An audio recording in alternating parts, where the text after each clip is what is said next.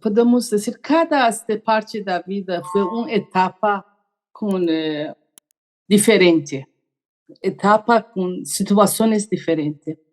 Quando queríamos ir para Peru, para Manaus, Fariba falou que não vai acompanhar-nos. E eu não podia pensar como deixar Fariba só.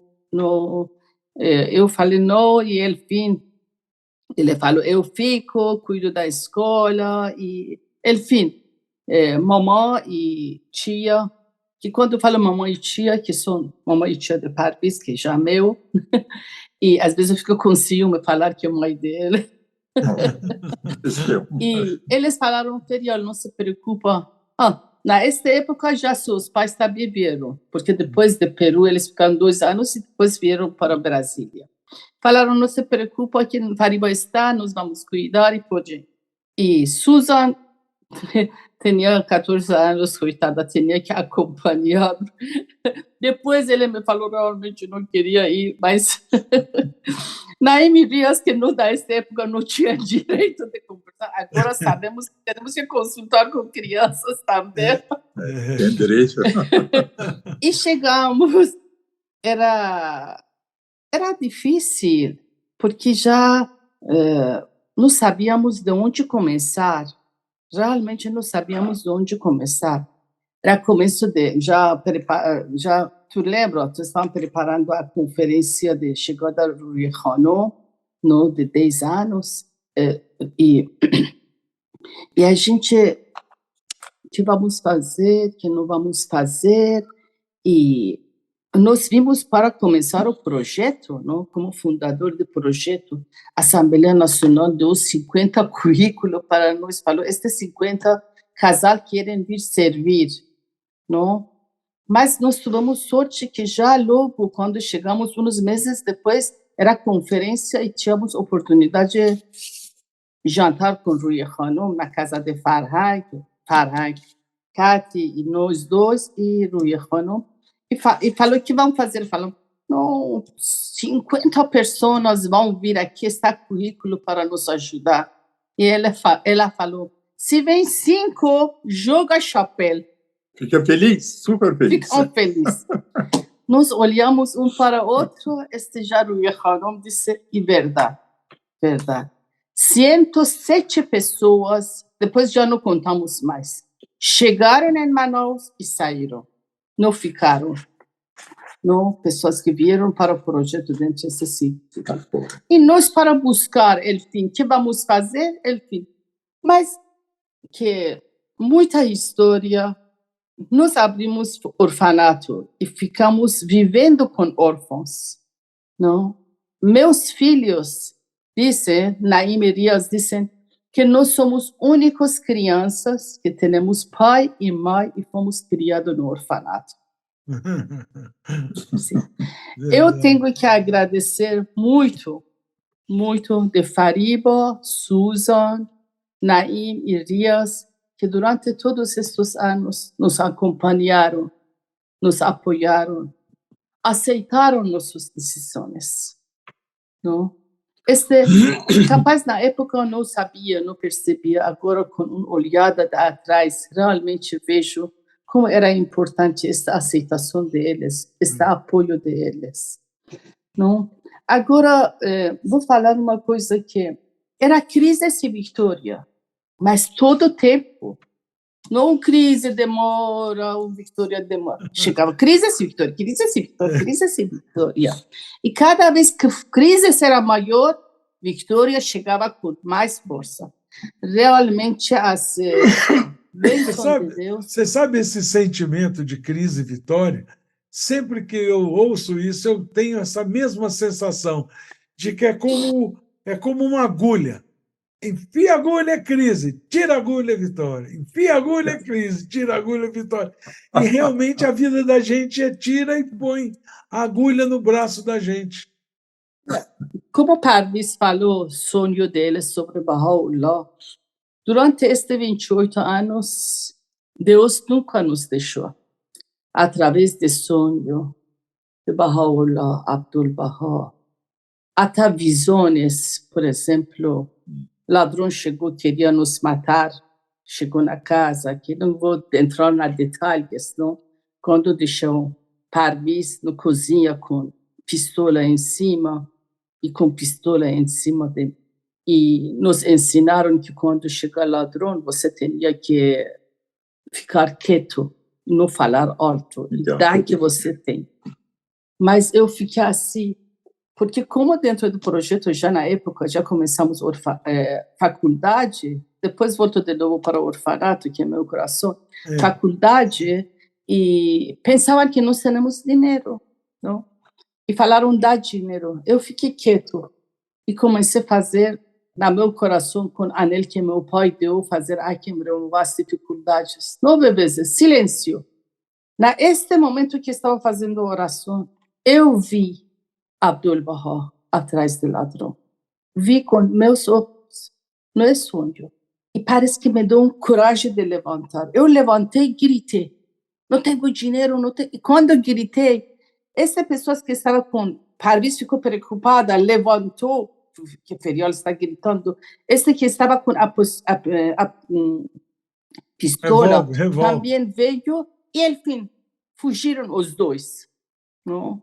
Fugiram e não fizeram nenhum. Meses depois percebemos que eles mesmos, porque eles eram policiais, com roupa policiais entravam. Mas eram ladrões.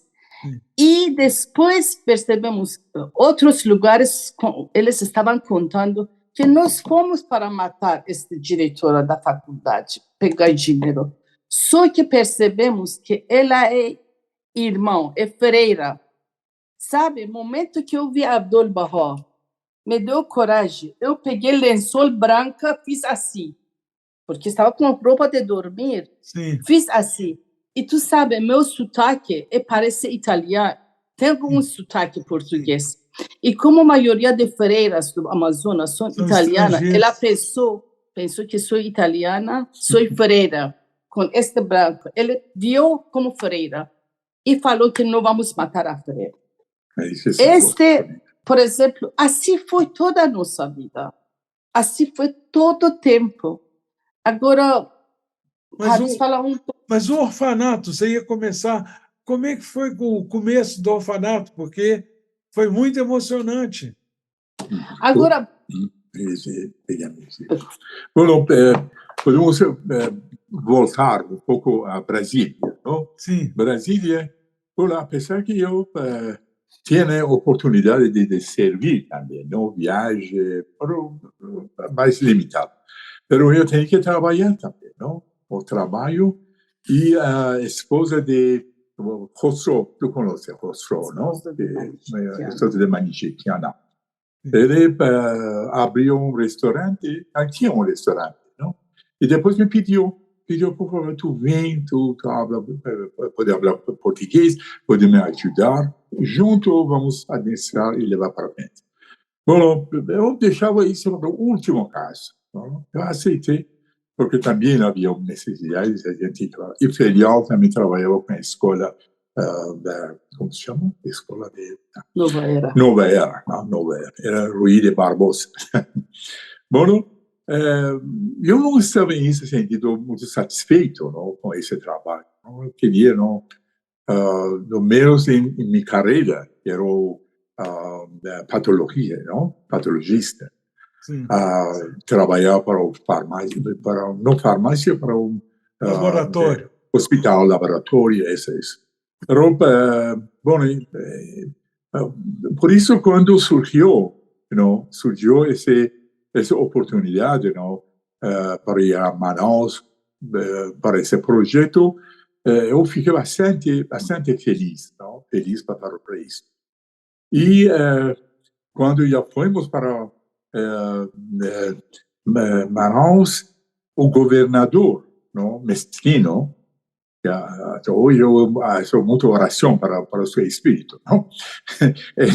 Ele falou que qualquer barragem, não, que vem para dar um apoio a esse projeto, eu vou dar um trabalho sem convalidar os títulos, porque era muito difícil, padrão.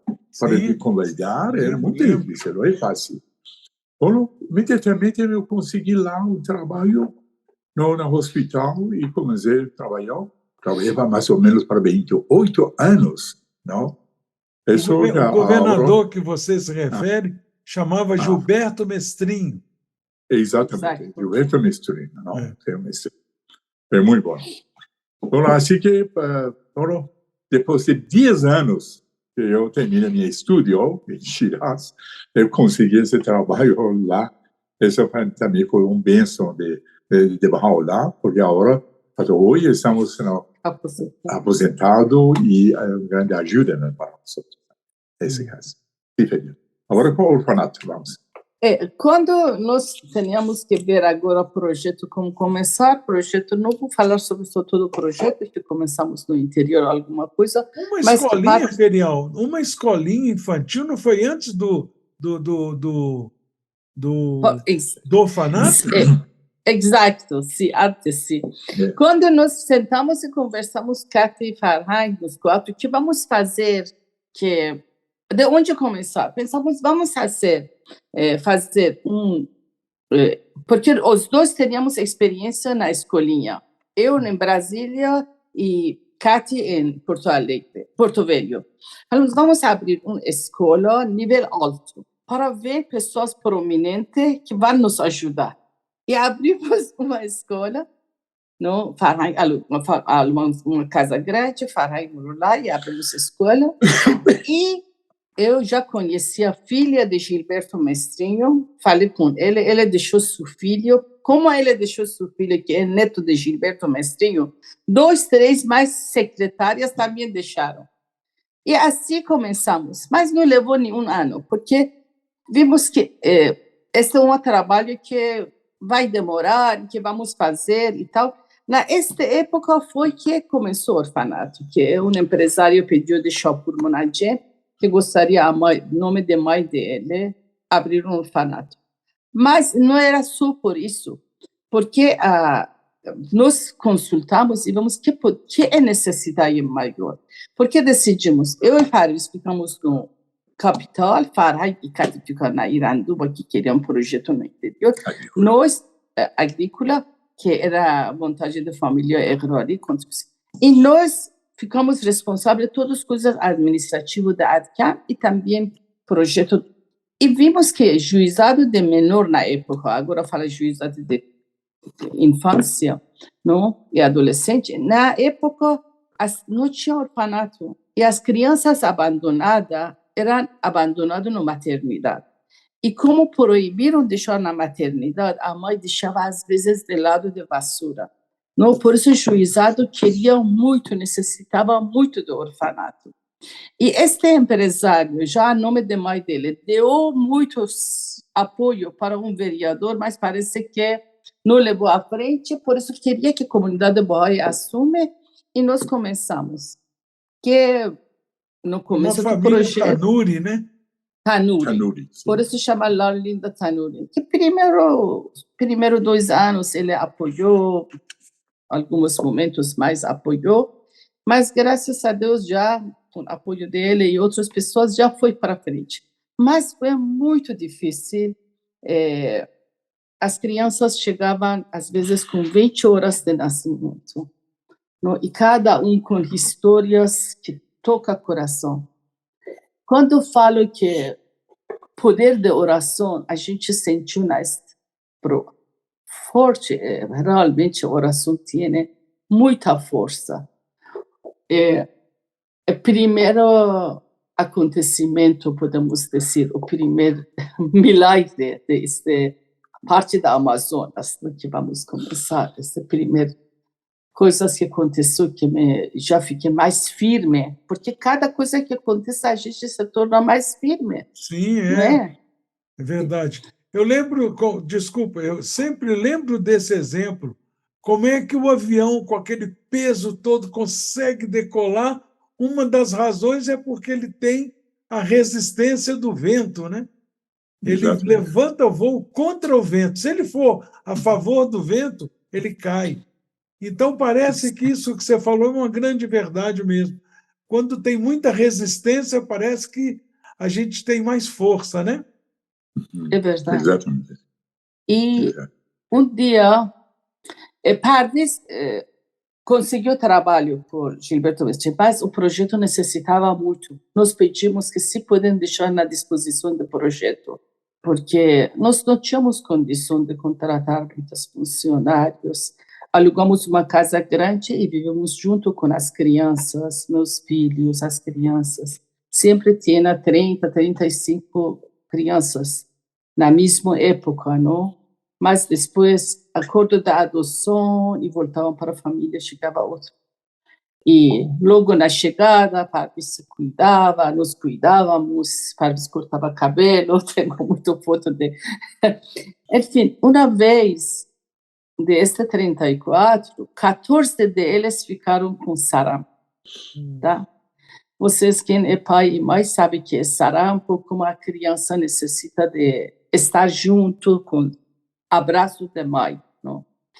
Eu fazia assim, sempre à noite, jantava às 6 horas, eu caminhava no corredor, orava e cantava para que todos dormem, tá? Esse quarto, acordo de idade, estavam dormindo, eu orava, mas este dia, não. Febre alta e Pardis, essas partes de saúde que era mais cuidava, dar banho, passar o álcool e, enfim, não baixava a temperatura, não. Quando chegou meia-noite, eu não podia nem caminhar. Meu coração, corpo, cansada, desesperada, e cada um falava, tia, e a qual eu vou abraçar? 14 estavam assim. Quando chegou meia-noite, eu fui no quarto, coloquei minha cabeça, orando, e falei com Abdul-Baha. Abdul-Baha, tu falou que é pai de órfãos. Onde estás? Eu não sei o que aconteceu, que eu dormi. De tão cansado, com tanto choro, dormi. Quando eu levantei, eu vi que já é 1h da manhã. Quer dizer, 1h era dormido, eu nem percebia. Sim. Levantei assustada. O que aconteceu com as crianças? Mas, padre, quando foi lá, eu olhei, todos estavam dormindo. Nada de sinal de febre. Mas você é pai, sabe como a criança está dormindo. Se dorme com dor, a cara aparece. Se dorme, digamos, como anjo, porque está tranquila. Eu sentia que cada um deles, Abdul-Baha deixou dormir. Eu sentia, eu via a mão da Abdul-Baha. Assim, foi tranquila a dormir e dia seguinte era outra vida. Se eu queria contar histórias, vai ser um livro. É verdade. Eu estou lembrando, você está contando essa história, eu estou lembrando de outras que vocês passaram, mas me veio agora na mente foi uma história da Madre Teresa de Calcutá. Ela estava cuidando de soldados feridos, praticamente quase mortos, né? E ela cuidando do ferimento, daquela chaga viva na perna. E um outro soldado que estava ajudando olhou para ela e falou: não sei como é que a senhora consegue fazer isso. Eu não faria isso por dinheiro nenhum no mundo. Aí ela respondeu: nem eu. Porque realmente não é por amor mesmo, né? Mas olha que coisa interessante. Você foi assim penalizada, passou por uma prova, por uma dificuldade muito grande na época no Irã, que você estava querendo alegrar o coraçãozinho daquelas crianças, né? Parraulá estava reservando para você um monte que você ia cuidar. É incrível, Verdade. meu Deus do céu. Eu vou contar uma história para rir um pouco, para não ficar triste. Sim, porque afinal de contas, o programa chama Uma Graça de Podcast. Porque é uma graça. É uma graça de dois jeitos. É uma graça, bênção de Deus, e uma graça. Esse senhor, Pardis, Senhor, não sei. é de irani, mas é de Saygesar. Sanguesar é uma cidade que dizem que os homens... O nome de Sanguesar quer dizer cabeça duro. Ah, sei. Cabeça de pedra. De pedra, não? Cabeça de pedra. Pedra é duro, né? Bem dura, cabeça de pedra bem dura. Não é tudo. É o único lugar de Irã que a Assembleia Local falou: se a Assembleia Nacional permite, nós vamos matar esses muçulmanos. A Assembleia, não, por amor a Deus, não é por aí. Isso. E quando nós casamos e fomos para o Peru, não? Que Naim nasceu, e ele falou: posso contar? Conta. É livre para contar. Ele me falou: filha, eu vou te ajudar tudo, mas tu não vai esperar que eu troque a fralda da criança. Iraniano, machismo, sanguesari, que posso dizer? Eu fiquei muito chateada. Eu não preciso de você, eu vou cuidar do meu filho, tal. Ele falou: não, vou ajudar muito. Tudo. E realmente ajudava tudo, não? Mas fralda, no peito. De fato, fralda não é fácil. Não é fácil. Você sabe, Senhor, não? Deixou muito claro desse primeiro filho. Adua também sabe muito bem. E terminou o primeiro filho, eu cuidei, a segunda, com muita alegria, tudo bem. E fomos para o orfanato. Já é muito filho. Não? E como ele falou, filho de Bahá'u'lláh. Eu vi Parviz, as crianças choravam, Parviz ia no quarto, demorava muito e tal. Então eu falei: por que essa Parviz está fazendo? Olhei e ele está trocando fralda. Eu falei: Parviz, tu me falou fralda não? Sim, fralda não, mas eles são filho de Bahá'u'lláh. Coisa pronunciada. É uma honra, é uma honra. Mas olha, esse Parviz, eu dou razão para ele. Raul, nosso primeiro filho, né? Verônica trabalhava de manhã e eu trabalhava à tarde e à noite. Então, de manhã, eu que cuidava dele. Quando eu tinha que trocar a fralda, e naquela época, a gente em Manaus, né? Fralda não era fralda descartável, era fralda de pano.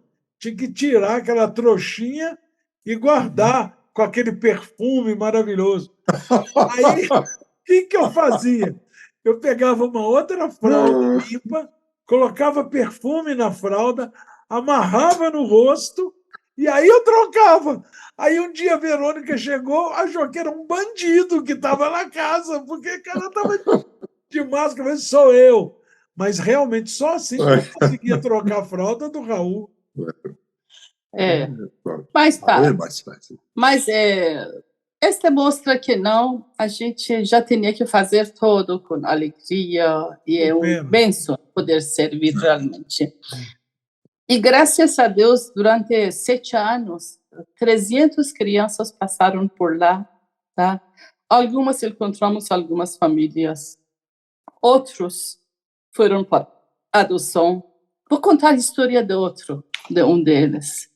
Uma foi 4 crianças, chegou na hora do almoço e a assistente social trouxe e me falou, sempre me contava essa história, falou: essas crianças, o pai matou a mãe frente deles.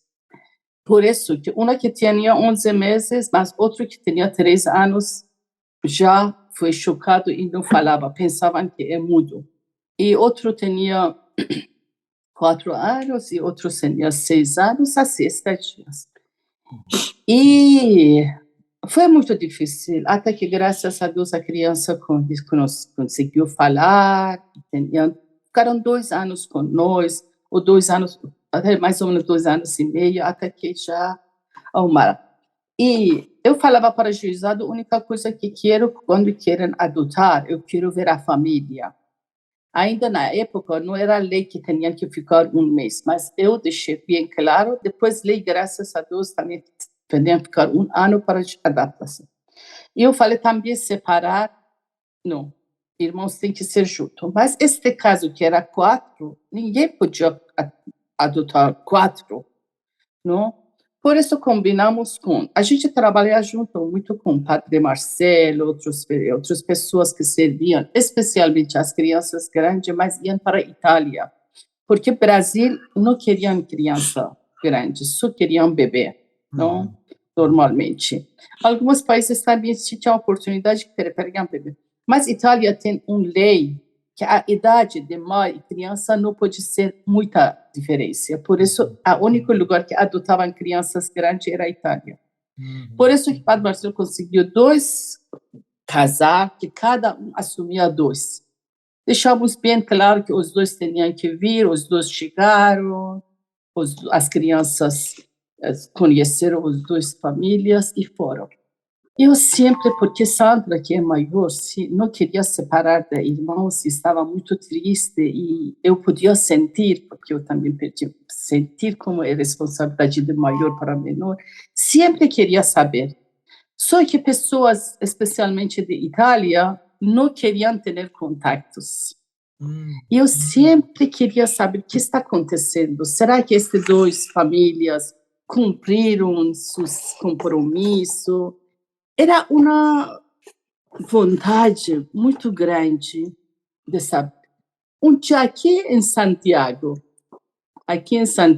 quase 4 anos atrás, 3 anos atrás, eu não entro no Facebook, mas parece, este dia me deu vontade de olhar. De repente vejo umas pessoas dizer, tu é ferial de Laurita Tanuri, tu é tia ferial, eu sou Sandra, você não sabe a alegria. Você não sabe a alegria que me deu. E os 4 cresceram, terminaram o estúdio. Sandra casou com um italiano, mas vieram lua de miel para Rio de Janeiro. Não, todos foram à universidade, terminaram a universidade. Quando falei para Rios ligou para o menor, não? E que estava, era a idade de Rios. Rios em Manaus chorava da alegria, ele na Itália chorava da alegria. Não? Graças a Deus, esses são bênção. São presentes de Deus. Presentes que não têm valor. Não, é muito, muito. Mas as coisas aconteciam de uma maneira incrível. Eu vou contar uma. Às vezes me fala que sou bruxa.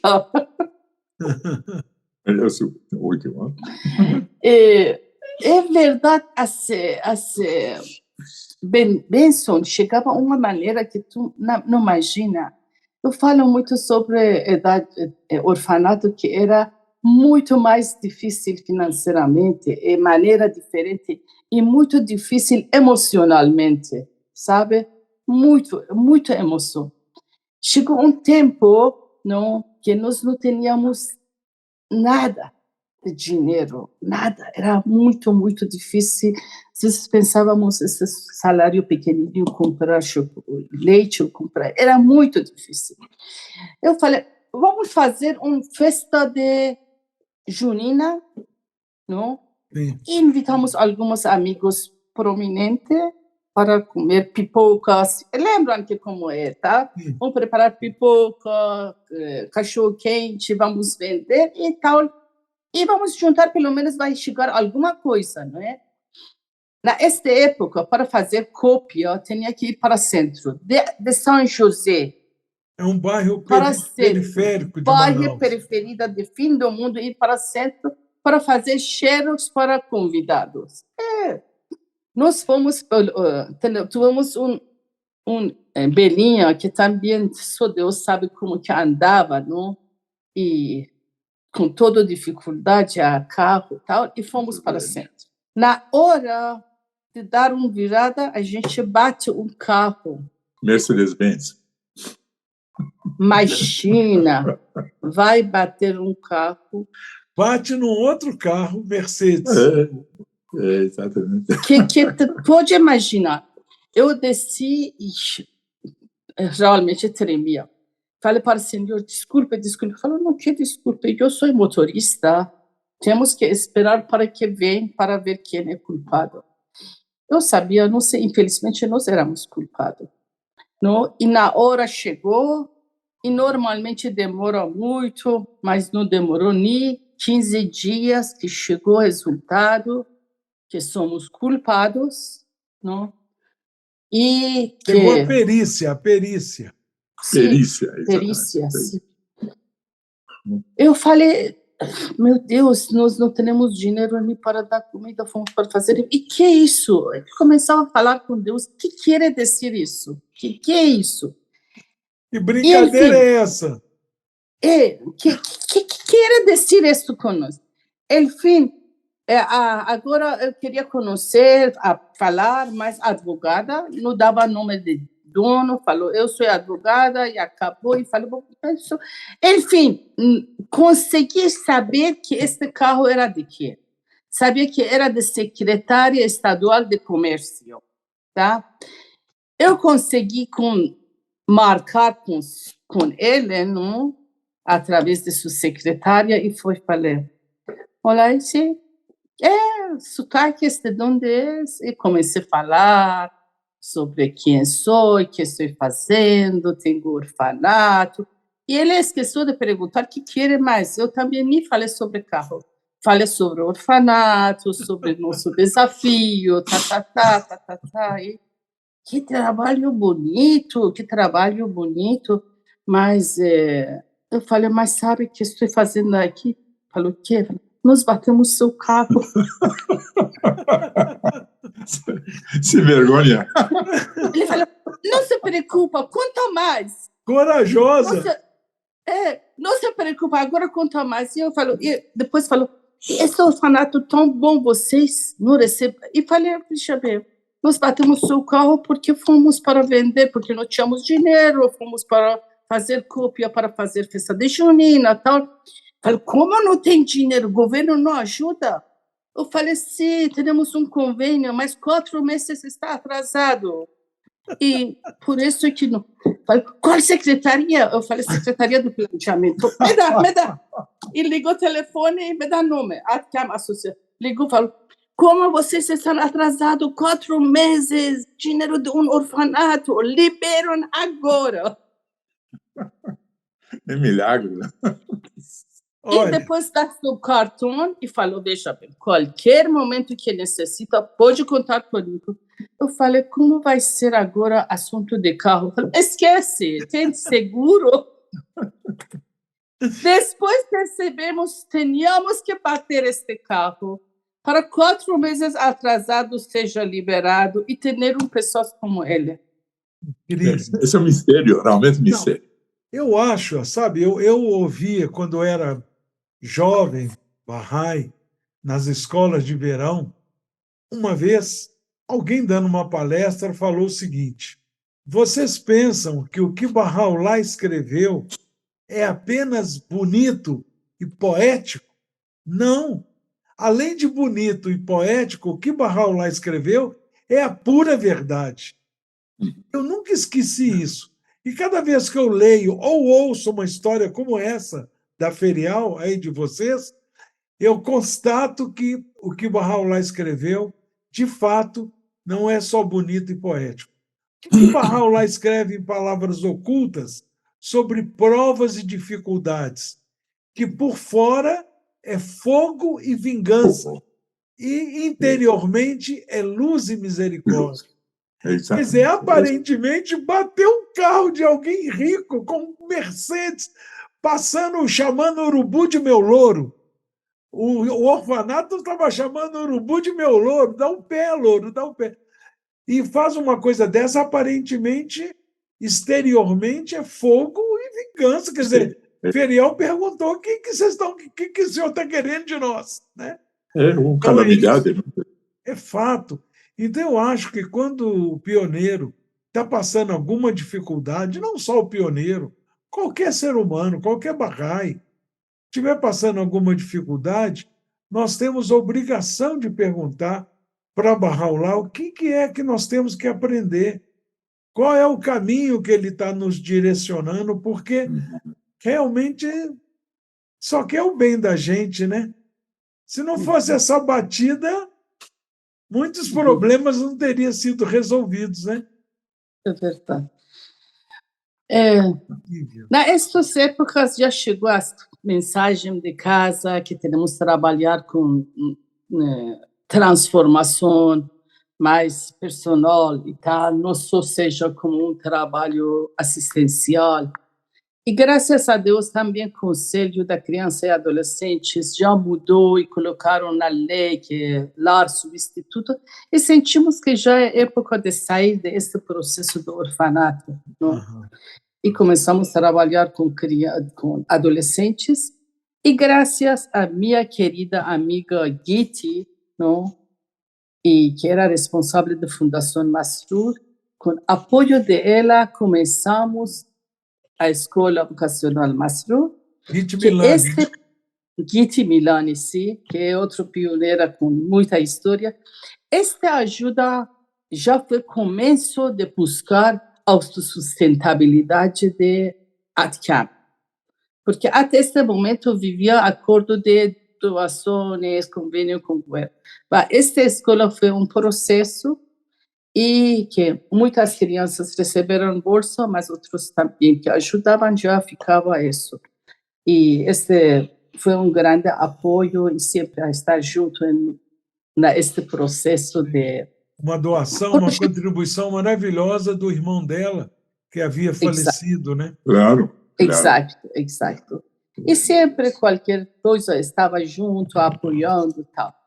E este projeto já cresceu, trabalhar com crianças de rua, que foi maravilhoso, resultado, crianças que por causa deles eu não parava de ir para a delegacia, graças a Deus hoje está servindo, tendo sua vida, e muito interessante trabalhar com mulheres, depois Instituto Tecnologia, trabalho de jovem aprendiz, que cada história que passava por dia, mais por mês, desculpa, anualmente, mais que 5.000 passava.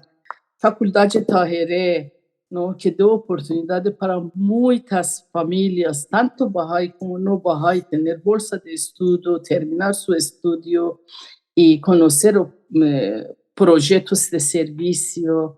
E se eu queria contar história de mudança destas famílias, tanto através do Instituto, tanto através do Núcleo de Desenvolvimento Familiar, ou através do projeto Jalal Errori, ou através da faculdade, verdade, vai ser livro e vai ser tocado corações, porque é muita coisa. Paralelos, também Parvis não quer falar, Parvis viajava para toda a Amazonas, não, até Tabatinga, sempre.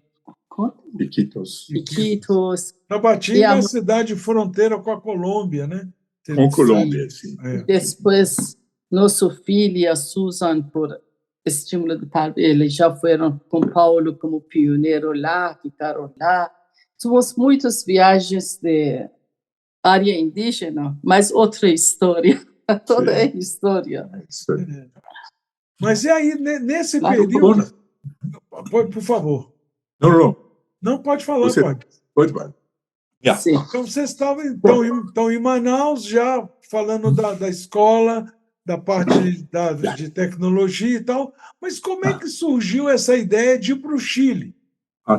Bom, antes, eu gostaria de acrescentar algo. Bom, à medida que a ATCAM estava desarrollando, suas atividades, muitos jóvenes que foram capacitados para servir na humanidade, muitos deles também se tornaram Bahá'í. Na realidade, não havia uma separação entre parte de ATCAM como um projeto de desenvolvimento e também o projeto de LACE. O que significa ATCAM? ATCAM é a Associação para o Desenvolvimento Coesivo da Amazônia. Isso é um breve. Bom, naquela época, havia muitos jovens que queriam servir. Muitos deles também eram ajudantes, que interessante, ajudantes, mas esses jovens muito simples, mas já foram pouco a pouco atrás. Eu lembro que alguém ofereceu um Kombi, como em Salvador, lá também ganhamos um Kombi. Não sei se você já sabe, não? Com esse Kombi, sempre viajamos a cidades como Itacoatiara, por exemplo, não? Itapiranga, não sei se todavia estou lembrando esses nomes. Manacapuru. Manacapuru, muitas viagens. Eu juntava todos esses jovens, a gente ia até lá, ia 2 dias, por exemplo, um fim de semana, não? Com exposições de latte, ensino de massa, assim, foi muito lindo, não? Lindo. Sim, entendeu? Parviz vai começar sobre Chile, mas deixa terminar um pouco sobre Amazonas. Outra parte que nós não mencionamos, chegada de jovens que vieram de Irã, não? Que eles também ficaram junto com nós e ajudando. Esses jovens que você fala eram jovens refugiados.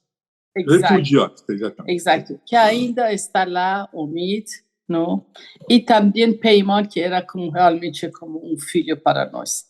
Que semana passada, 2 semanas atrás, estava no Brasil para casamento de Guilherme, que é realmente como um neto.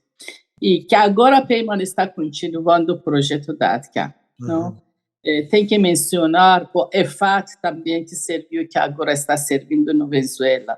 Também era uma oportunidade de mais esta parte.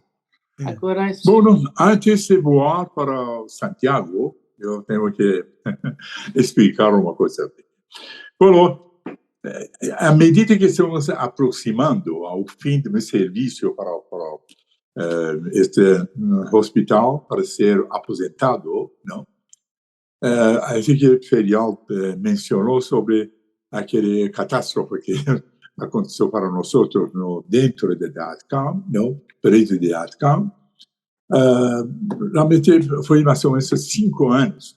Eu não podia suportar mais se não viver lá, porque eu também fui danificado, não? Muito coisa. E buscamos, felizmente, esse também foi um milagre, não? Eu encontrei um apartamento último que para vender. Com muita felicidade eu conversei com o ferial que temos que comprar isso. Isso compramos, que essa é uma necessidade nossa. Bom, felizmente conseguimos comprar. E durante esses 5 anos, tudo que eu ganhava, eu não pagava para prestações, porque não tínhamos dinheiro para comprar uma vez. Isto, depois de 5 anos, isso terminou. Terminou de prestações e agora estamos livres. Eu também não terminou o serviço. E eu, pelo ferial, no entanto, eu gostava muito desse projeto. Eu tinha razão, realmente, seu filho, não? Realmente. Mas eu realmente estava cansado, muito cansado. Pensei que talvez nós podemos agora ir a uma cidade que necessita pioneiro, não? Para não trabalhar lá, para formar assembleia. E com esse pensamento, até pensava sobre Minas Gerais, não? Padua. Isso é sua terra. É muito interessante. Até esse ponto. Não para ir para outros países, não. É só dentro do país. Bom, finalmente, com o ferial, chegamos a essa conclusão. O que vamos pensar? Vamos pensar já, vamos ver como é que é possível. Já, ferial. Você sabe quando o Parviz estava contando essa parte, né? Eu ficava imaginando a gente quando falava essas coisas com a esposa ou quando a gente era jovem e tal, a gente sempre falava que a gente queria uma vida normal. Ele queria, coitado, uma vida normal. Realmente, Parviz não tinha esposa durante todos esses anos e aceitou me deixar e dedicar. Ele dedicava com a ATCAM, mas estes últimos anos ele já era coordenador também em instituto, não tinha outros trabalhos, mais dedicava com trabalhos da fé, que é o projeto. Certo. E Parviz realmente, estes últimos... Quando eu falo sobre o apartamento, é importante falar porque o apartamento era o último. Porque onde estava o projeto é periferia e não encontrava um lugar para comprar na época. E este era o único conjunto de apartamento que estava próximo de Atcam, porque era para nós sair da Atcam e viver 24 horas no Atcam, mas vivendo fora, tinha que ser bem próximo. Por isso que este apartamento tinha significado e conseguir o último era importante, não? Que eu tinha a oportunidade de estar. E Paris disse 5 anos, mas realmente 3 anos antes já começou a falar sobre o sentimento. E eu falei, Paris, John, tu é homem, tu decide, eu obedeço. Ele falou, porque a casa, que assim, homem, eu falei, mas ele falou, não, eu quero que tu também sejas feliz. Não quero ir a um lugar que tu não seja feliz. Eu falei, Paris, John, se encontramos outro lugar que podemos servir tanto, eu vou, tá? Porque também o projeto, graças a Deus, já estava ficando em pé, já tinha uma equipe se levando. E esses 3 anos foi muito bom, porque Paris me falou, porque eu também comecei muito a dedicar com coordenação do instituto, essas partes, já envolver muito mais. Agora pode Paris contar à noite. E vocês é importante que as pessoas que não têm essa noção entendam que quando a gente mora e trabalha num projeto, não para de trabalhar, é 24 horas por dia, não tem privacidade. Eu lembro de vocês na Adcam, nossa, não tinha numa situação muito menorzinha, bem pequenininha, nós também vivemos no Soltanier. Os anos que a gente vivia no Soltanier e trabalhava no Soltanier, a gente não tinha vida. E alguns amigos muito queridos ainda falavam com a gente, olha, eu estou muito triste com vocês, porque vocês nunca me convidaram para ir na casa de vocês. A gente vem aqui no Soltanier e vocês não convidam. Aí, para essa amiga querida que falou isso comigo, eu falei com ela, você já imaginou se a gente convida você e não convida fulano, e não convida ciclano? Tem que convidar todo mundo, não tem tempo para convidar, nós não temos tempo nem para os filhos, quanto mais para convidar para tomar um chá. Então, realmente, vocês trabalhavam e moravam num ambiente de trabalho que não para de trabalhar. Chega uma hora que tem que ter limite. Agora, isso que Ferial falou, Parvis, outro dia eu ouvi de uma querida amiga persa, ela falou o seguinte, que na casa dela, o marido dela é iraniano também. A cabeça da família é ele, mas o pescoço é ela. Verônica adorou. Falou, viu, Pado, você é a cabeça aqui em casa, mas o pescoço sou eu. Claro, tem que funcionar muito bem, senão... que manda. Mas então... Bueno, agora já estamos terminando nossa vida em Manaus, não? Até o Brasil. Bueno, uma noite, assim que estamos pensando assim, todavia não temos decidido para ir. Pero uma noite o conselheiro Pageman passou por nosso apartamento lá, nós conversamos com ele que estamos decidindo sair para outro lugar em Brasil, não? E talvez Minas Gerais, talvez outros lugares. E, bueno, es que donde há necessidade para pioneiro, que nós vamos lá. Pero, João também ficou feliz com isso, não? Eu acho que ele falou escondido para Pageman, para seu sobrinho. Porque não, eu não falei, não. Eu não falei porque nada. Eu lembro deste jantar que Pageman não estava como conselheiro, estava como sobrinho, jantar junto. Se o titio falou alguma coisa antes, era entre eles. Não é verdade nada disso. Naquela noite. Mas Pageman já começou. Pejman tinha outro plano. Então, parece que, não sei, com Gustavo conversaram com isso, eles já planificaram para os outros. De repente, o Pejman falou que vamos por cá para o Brasil, porque não vão para Chile, Santiago. Santiago que agora vão construir esse templo, é bom lugar para trabalhar com comunidade de lá, para operação, ajuda de lá, porque naquela época realmente o Chile, Santiago, sobre a fé, não era tão desenvolvido como hoje, não. Agora é muito diferente, Padre, bastante diferente. Muitas atividades, agora o ferial também vai falar sobre isso. Bom, eu pensei, tudo bem, agora, se não é Brasil, vamos para Santiago, não?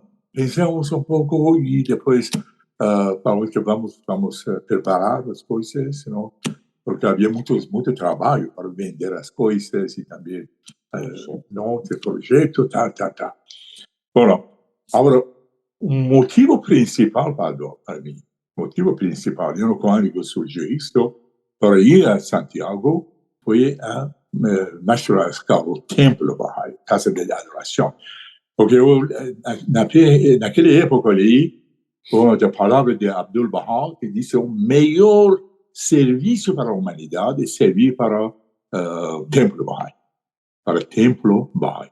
E agora, Padre, nós vemos, depois de 10 anos, 12 anos, que realmente esse templo dá uma oportunidade maravilhosa, não?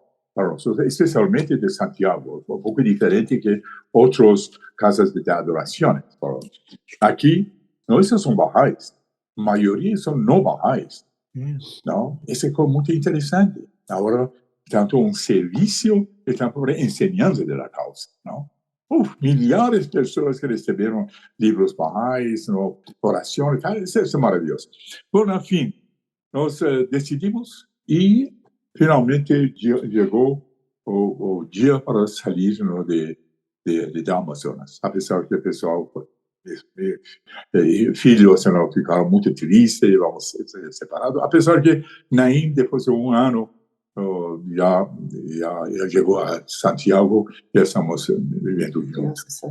Para Rias, já está continuando servindo com Krish, que é um membro propositivo. Lá estão trabalhando para a fé e também para a TAM. É muito interessante.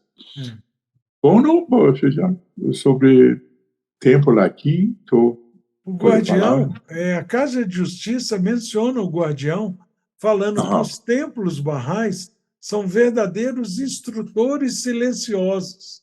Exatamente, sim. Exatamente. Essa é verdade.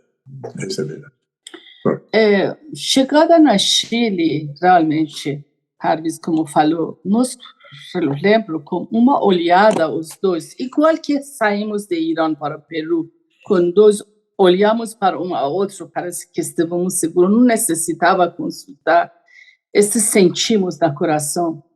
Eu queria dizer que já agradecer a Baha'u'lláh, que sempre ele definiu nossa vida, não? Se éramos para nos planejar, nunca podíamos planejar.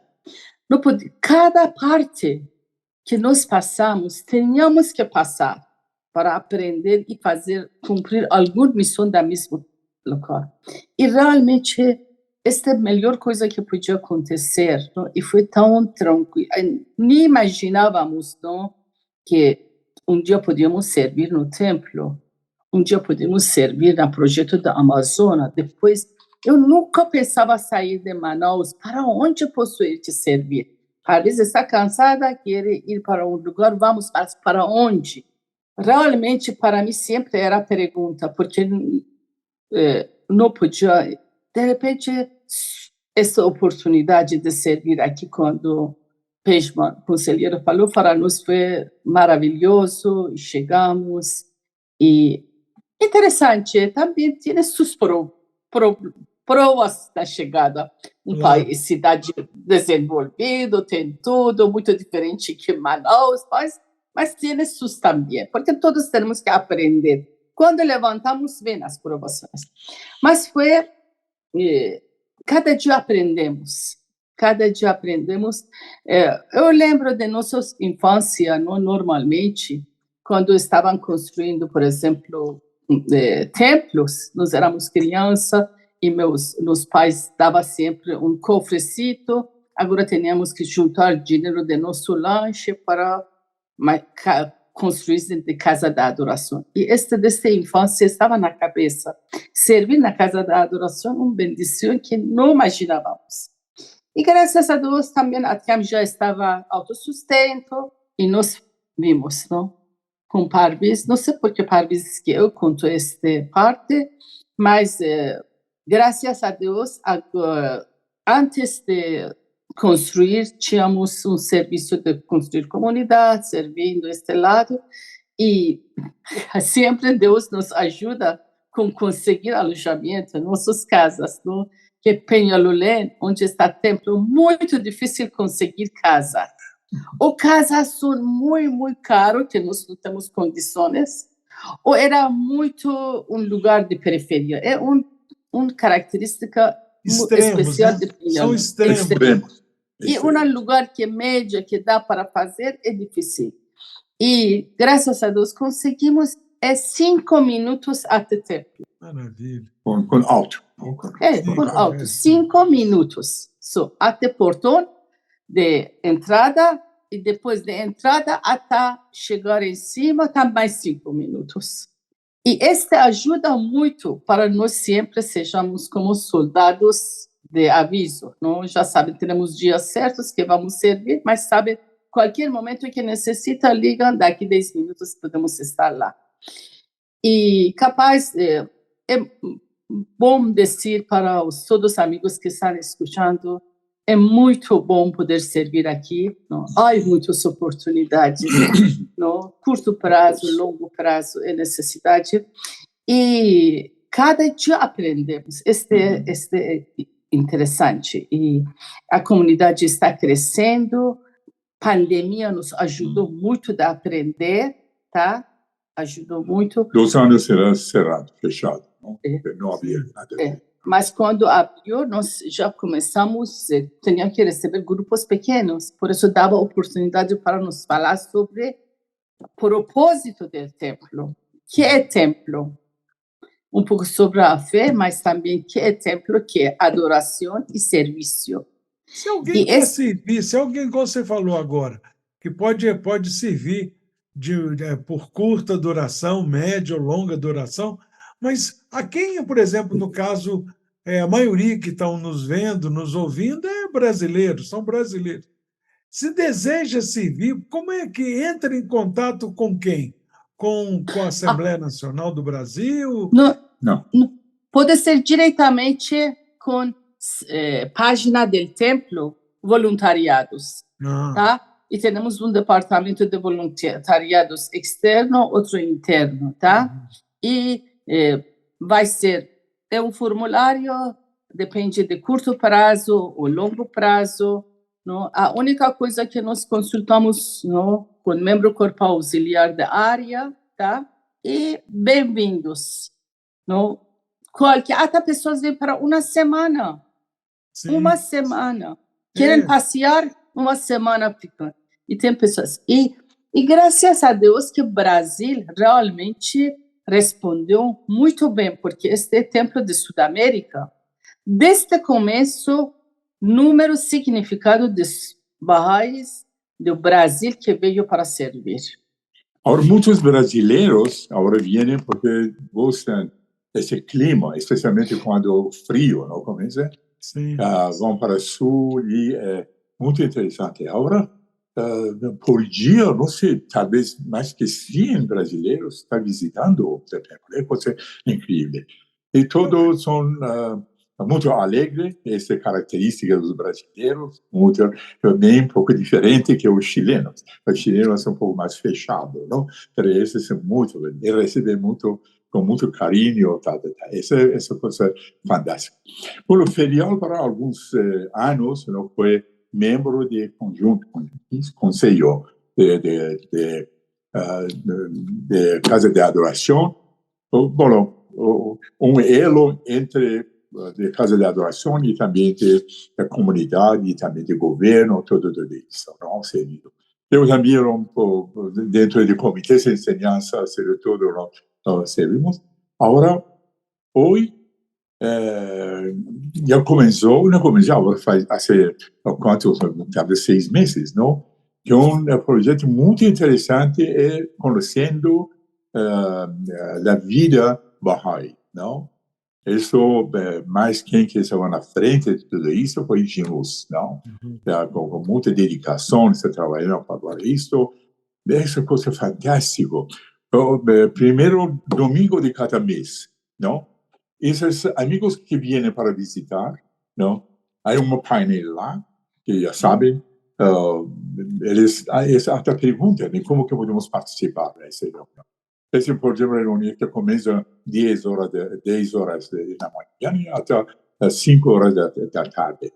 Programação é fantástico, estúdio, como círculo de estúdio, diferentes grupos. Por exemplo, anteontem, no domingo, chegaram mais ou menos quantos? 120 pessoas, maioria não Bahá'ís. É coisa interessante. Por essa razão, agora a necessidade para guias é enorme. Uma coisa talvez que seria interessante, claro que você já deve ter pensado nisso, esses brasileiros, especialmente, né, que visitam o templo, e se pudesse, por exemplo, ter o endereço deles e enviar para a comunidade de onde eles vêm, porque aí podia manter contato. Isso o Jinus até falou que talvez aconteça, né? Sim. Sim. Para os sábados, nós temos declarações do Brasil, que pessoas que visitaram o templo e depois que avisamos a comunidade, eles entraram e já declararam. Pois é, não tem ninguém de Mojimirim que visitou, não? Mojimirim, não, mas de São Paulo, outros lugares, sim. E muitos vêm de Belo Horizonte. Sim, interessante. Sim. De Mojimirim não lembro. Acho que bom, mas não. de qualquer maneira, se pensa, tem essa... Mas temos esse processo. Quando pessoas de fora, não, mandamos para a assembleia ou ele o mais próximo. Quando conhecemos a pessoa, que é mais ele, às vezes para membro corporal, às vezes para a assembleia, porque como eu e Jinus estamos aqui, não, já conhecemos algumas às vezes, e graças a isso, e outros países também, Sim, e também outras cidades de Chile também, já temos declarações também, graças a Deus, porque é de Sudamérica e estamos aprendendo como realmente agora aproveitar. Porque no começo eram muitas pessoas, 10 mil pessoas, fim de semana, realmente ficava difícil. A gente começou com conversatórios e depois, já agora, como o Patrício falou, este programa e ajuda. Porque agora é assim, só para você saber, pessoas chegam, tá?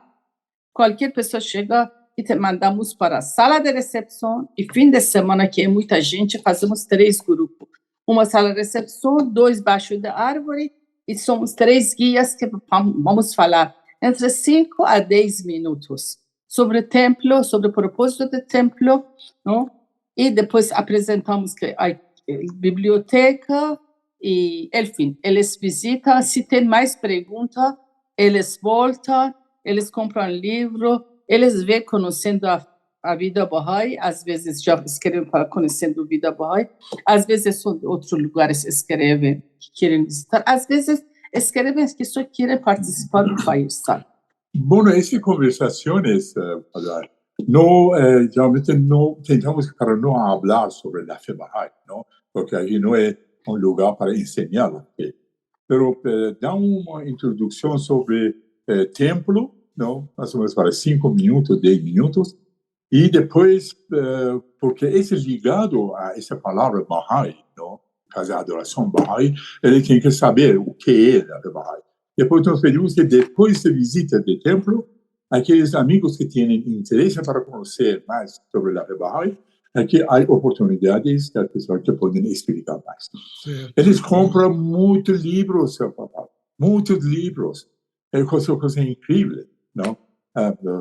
Bom, E tem folhetos também na língua, em português, inglês e... Sim, agora, temos um poucos, não? graças a Deus, que agora, esta semana, já estamos conseguindo que a editora Bahá'í aprova, não, que nós aqui no Chile podíamos já imprimir os folhetos. Sabe uma coisa que a gente fazia no Comitê Nacional de Ensino e Pioneirismo nos anos 90, né?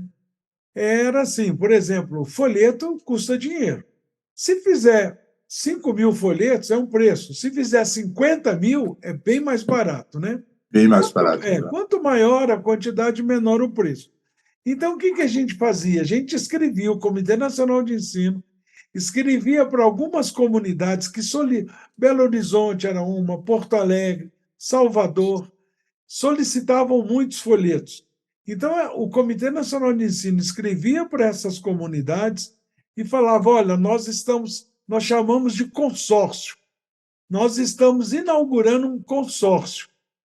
Se vocês quiserem folhetos, nós estamos imprimindo 50.000 folhetos. Desses 50.000 folhetos, quantos vocês gostariam de contribuir para que a gente produzisse? Aí Belo Horizonte pedia 20.000, Porto Alegre pedia 10.000, Salvador pedia 50.000. A gente imprimia em Campinas 100.000 folhetos. E cada comunidade recebia, não assim gratuitamente, mas eles compraram o folheto bem baratinho.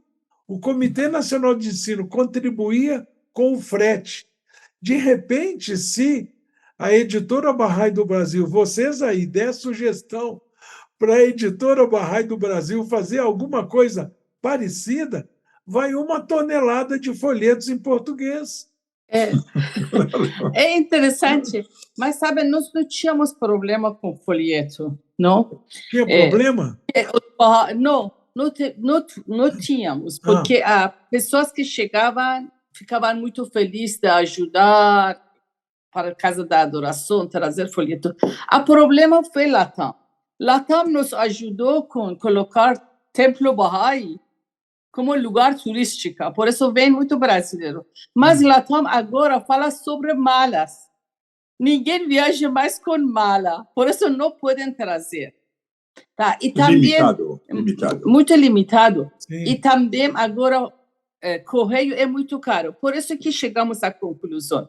Pedir de editora que tenha já folheto, aqui, responsável daqui, editora, já escreveu para a editora do Brasil, foi aprovado, e nós vamos imprimir aqui, porque temos Bahá'í que tem editora. Que tem... que maravilha! Não é editora Bahá'í, não existe. Sim. Mas ele é particular, mas ele faz com preço de custo.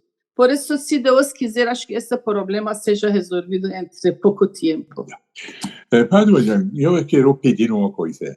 É possível que você me manda para nós uma lista de todos os Bahá'ís no Brasil, não? Porque há muitas pessoas que vêm e são de Belo Horizonte, por exemplo. Eles querem saber, temos o nome, a direção, o telefone de esses amigos de lá para poder contar. Apesar que dizem que há sites Bahá'í que podem entrar e encontrar.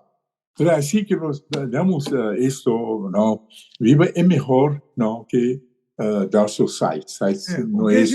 O que eu posso conseguir para mandar para vocês é exatamente o site. Por exemplo, a Assembleia Local de Mojimirim tem um site. A Assembleia Local de Belo Horizonte tem um site. Então, se der um site... Eu acho que o novo site, eu não vi ainda, mas a Assembleia Nacional inaugurou um novo site. Talvez a Assembleia Nacional do Brasil já tenha uma relação de sites locais. Interessante. Interessante, muito bem. Por favor, manda. Tá bom, vou mandar. Agora, antes da gente, porque nós podemos ficar aqui 1 semana, né? Sem problema nenhum, conversando, que é uma delícia. Mas, assim, fora amigos que desejam servir no Chile, ajudando, seja por um período ou ir como pioneiro e tal, E estão nos ouvindo, né? E estão ouvindo essas histórias maravilhosas da vida de vocês, e está se coçando na cadeira, na poltrona. Como é que eu gostaria de sair de pioneiro? Pioneiro para onde a fé Bahá'í necessita? Qual o conselho que vocês dariam para alguém que quer se levantar como pioneiro? Um de cada vez.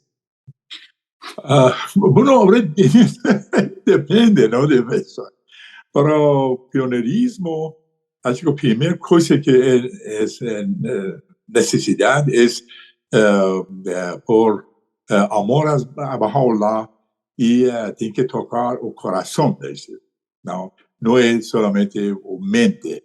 Bueno, o mente pode enfrentar muitas dificuldades, não? Essas são coisas que devem saber, porque esse seria pioneirismo. Bom, de um lado há que incentivar, do outro lado tem que saber também essas realidades, não? Que sem sacrifício, não, sem dedicação, não vai dar certo, não? E tem que ser bem preparado isso e também fazer orações.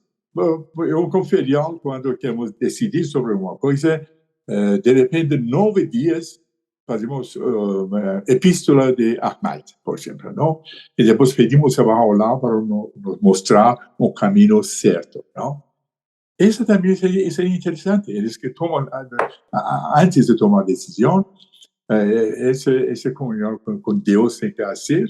A epístola de Ahmad, que é tão poderoso, realmente dá guia, melhor guia para eles. Eu penso assim. Muito bom. Vou acrescentar mais um. Nós fazemos assim, Carves faz epístola da Ahmad todos os dias e eu faço 9 vezes aqui em remover as dificuldades, não? Fazemos para 9 dias, decidimos, não? E estes 9 dias dedicamos a estar pensando. Mas como ele falou, tem sacrifício, tem provações, mas vou falar, quem quer servir, não pensa muito. Levanta, não? Porque o mundo está cheio de pessoas que pensam, que têm cabeça. Já nossos professores que falam sobre levantar como pioneiro nos falavam, não precisa de pessoas intelecto, cabeça funcionando, tem coração, tem que funcionar. O tempo é muito curto. Temos que levantar para servir, não pensar muito, porque onde vamos estar e deixar na mão de Baha'u'lláh. Realmente, quando a gente deixa na mão de Baha'u'lláh, ele leva. Eu e Padres não sabemos como chegamos aqui, mas você viu nossa vida, mas sempre sentimos que estamos na mão de Deus protegida, nos leva. Nós temos que deixar e levantar, não pensar muito. Graças a Deus que nós temos o plano, não? Temos instituições, temos conselheiros, que sempre é parte de pioneirismo, e consultar e levantar. Onde necessita, vão. Não necessita pensar onde eu gosto. Não?